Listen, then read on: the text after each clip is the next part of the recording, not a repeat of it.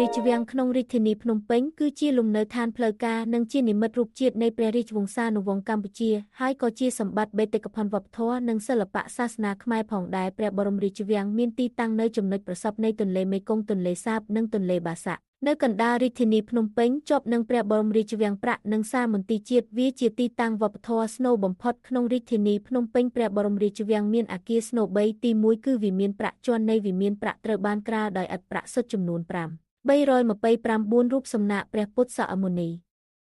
ដែលធ្វើពីមាសក្នុងសតវត្សទី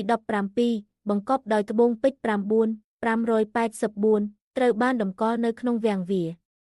ជាសម្បត្តិជាតិរបស់កម្ពុជាទី2គឺព្រះបរមរាជវាំងជាកន្លែងសម្រាប់ឡើងគ្រងរាជ្យរបស់ព្រះមហាក្សត្រពិធីបុណ្យជាតិនិងការទទួលភ្ញៀវការទូតរចនាបថស្ថាបត្យកម្មមានភាពឧឡារិកនិងឆើតឆាយហើយដំបូលត្រូវបានឆ្លាក់ដោយគិនាថពស់ទេវៈនិងកឥន្ទ្រីទេវៈឥន្ទ្រីទេវៈជានិមិត្តរូបនៃអំណាចរាជវង្សទីបំផុតព្រះបរមរាជវាំងគឺជាព្រះបរមរាជវាំងបើកចំហពណ៌ដែលមានដំបូលរលកដែលតំណាងឲ្យពីពន្លឺព្រះច័ន្ទធ្លាក់ជាកន្លែងដែលព្រះរាជវង្សានុវង្សមានការសម្ដែងរបាំប្រពៃណីនិងការប្រគំតន្ត្រីព្រះបរមរាជវាំងមិន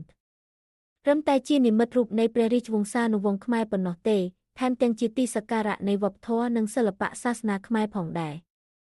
រពីរូបសំណាកព្រះពុទ្ធដ៏ភ្លឺស្វាងនៅក្នុងប្រាសាទប្រាក់រហូតដល់ពិធីដ៏ឧឡារិកនៅក្នុងសាលអភិសេករាល់ព័ត៌មានលម្អិតប្រាប់ពីរឿងរ៉ាវនៃប្រវត្តិសាស្ត្រដ៏រុងរឿងរបស់ប្រទេសនិងជំនឿខាងវិញ្ញាណ